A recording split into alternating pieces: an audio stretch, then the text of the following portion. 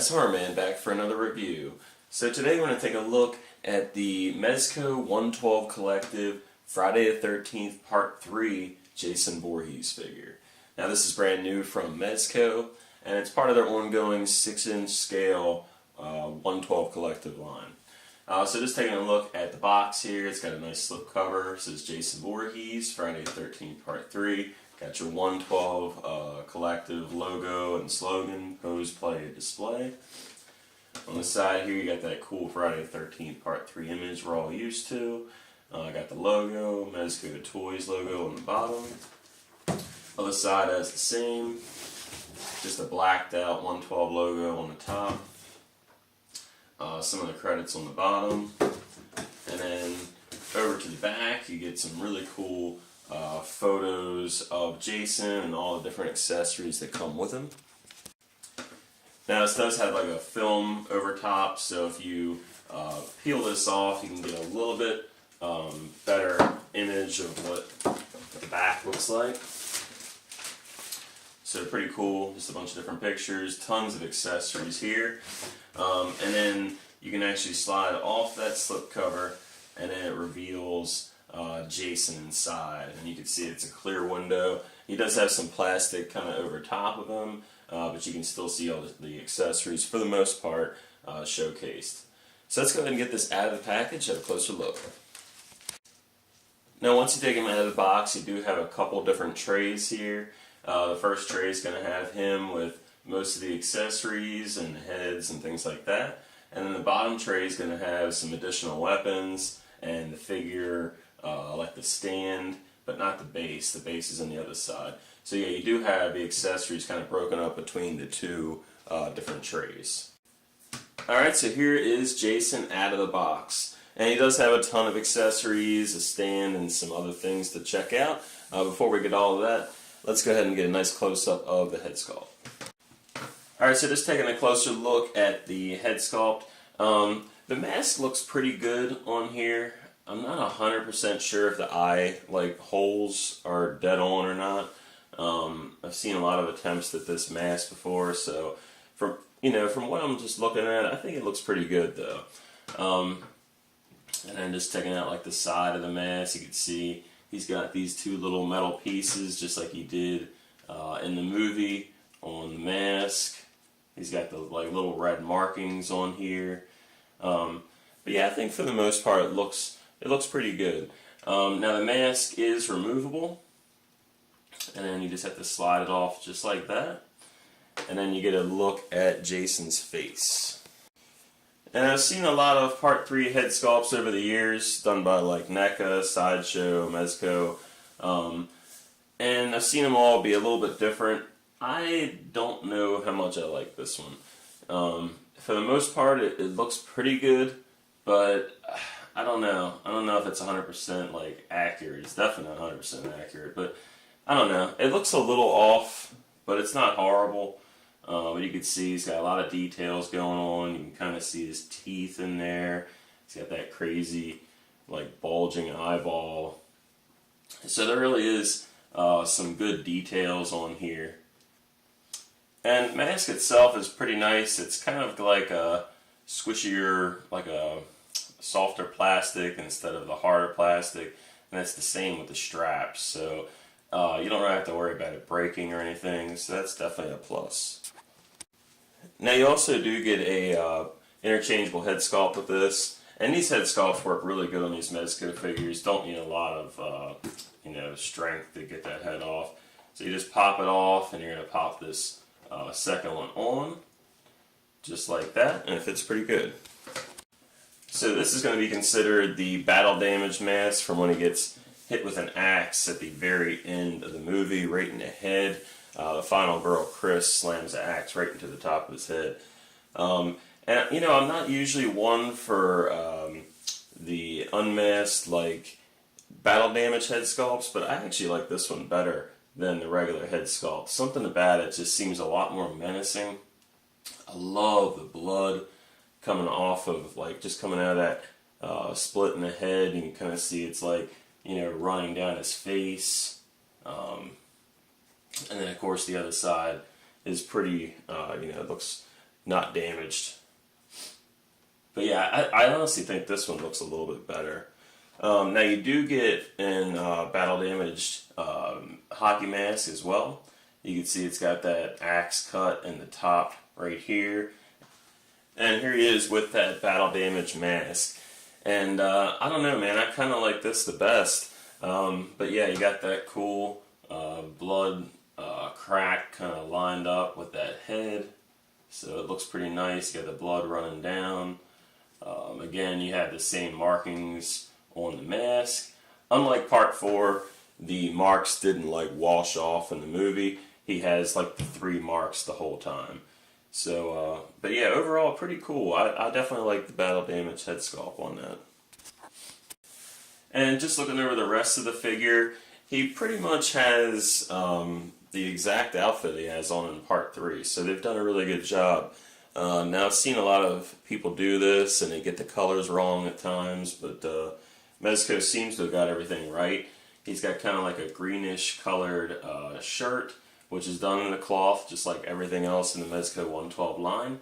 He's got a little white shirt underneath of it, got the little collar, and you can kind of mess around with that if you want. The sleeves have a like a split right here at the end, which is accurate, kind of like a button missing or something like that. What I love about this though is they did sculpt that like hump on his back, kind of like not Hunchback of Notre Dame, but he does have this like very defining hump in his back, especially in part 3. It's very noticeable. So they definitely did sculpt that. You can kind of see it underneath of the collar here. So, but yeah, that's very accurate to the movie. And then the hands are pretty nicely done. So yeah, I mean the upper body of this is really well done. It's definitely a standout part of this figure. And down to the bottom of the figure, you can just got these like kind of khaki type pants or work pants. And then he's got his work boots, which look pretty good. He's got 2 peg holes on the feet, and he's also got the different boot tread on the bottom of the feet. And just going over the articulation, you do get some pretty good articulation with these 112 figures. The head can look pretty far down, and then it can also look pretty far, I guess decently far up. You can move his arm out about that far, and you can go up a decent amount. Just gets a little stuck with the fabric all the way down. You do have a double hinged elbow, so you can go pretty far up. And then you do have plenty of wrist articulation, and you can kind of go up and down with that wrist. You do have some ab crunch here, and you can kind of changes to the side. You can kind of go to the left and to the right, and then you can twist a decent amount. Get the leg out about that far. Get a decent kick for a Jason figure. Get his back about that far. Got the double hinged knee. And then he can go, you can go up and down with the shoe or with the ankle. And then you do have an ankle pivot. So yeah, good articulation. The double hinged elbow joints is a really standout feature for Jason. So you do get several accessories with Jason. I just want to go over a couple of them here. So the first one you have is the figure stand, which you kind of, if you know Mezco, how they do figure stands, pretty much the same. You can either pop that peg out and then use this stand, or you can leave the peg in and then just plug that into the feet. I like the logo. You got the classic Part 3. It does have a meat cleaver with some blood on it. Got a cool little knife. You got a pipe wrench, spear gun, and then you have the poker for the fireplace. Alright, and then from the main tray, which has the Jason in the center, you do get some more accessories. You get more of the main accessories here. You get his machete, which is nice and bloody. You get his pitchfork. You get the axe, which has also got a lot of blood on it. And then you get 4 different interchangeable hands.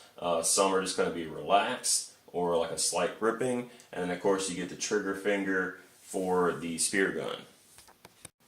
Alright, so changing out the hands on Jason is fairly easy, just like most of the Mezco 112s.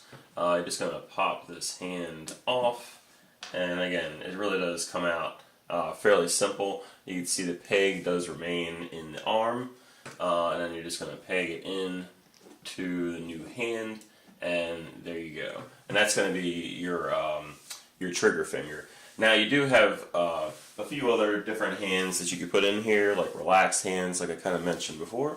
So let's go ahead and take a look at some of the different weapons. Alright, so here he is with the spear gun, and I think this fits in pretty well. This is definitely from a famous scene in part 3, and you can see that he definitely gets a nice grip on the spear gun.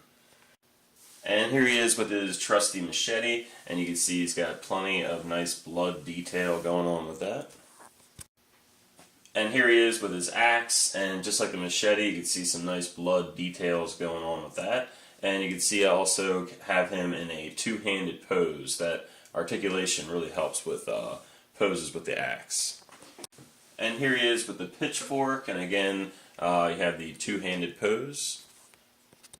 And here he is with the meat cleaver and the little fire poker for the fireplace. And for the final 2 weapons, you get this little red pipe wrench, and then you get this little bloody knife.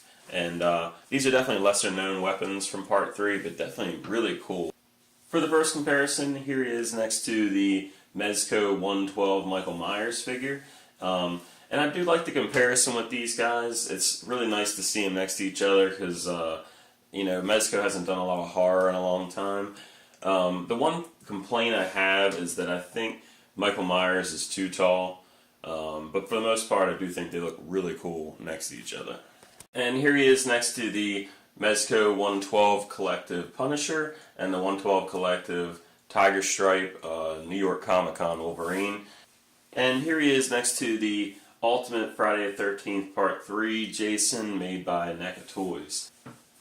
And here he is next to the NECA 87 Ninja Turtles Raphael, and then the Marvel Legends Morbius figure. And these are actually both in the 6-inch scale. NECA typically is 7-inch, but this series in particular was more 6-inch. But yeah, I think these scale pretty well. So if you want to have a Jason with your 87 tunes, you got that. And he looks pretty good next to the Marvel Legend. For the next comparison, here he is next to the Mafex Scarecrow from the Batman Begins movie. And then here he is next to the Articulated Icons. And for the final comparison, here he is next to the original Mezco Cinema of Fear Jason Part 3. Unfortunately, I don't have this out of the box anymore. I only have it in box. But I actually had this signed by Richard Brooker, who plays Jason in Part 3. And unfortunately, he's passed away. But it is cool to see how their figures have evolved over the years. And then you can definitely see that this is definitely smaller than the original figure. Alright, so that's my review of the Friday the 13th Part 3 112 Collective Mezco Jason. And overall, I really do like this figure. I do have a little bit of like gripes about it, but for the most part, I think this is a really, really good Jason figure. And it's nice to see Mezco actually getting back into horror.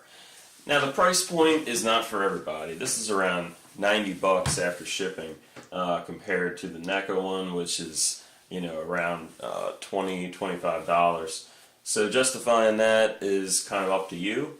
But if you want something that's a little bit more articulated than the NECA one, you might like the fabric clothing, and you just want something maybe a little bit higher end, I definitely recommend this for you.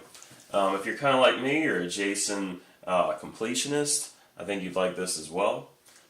So thanks for watching my review.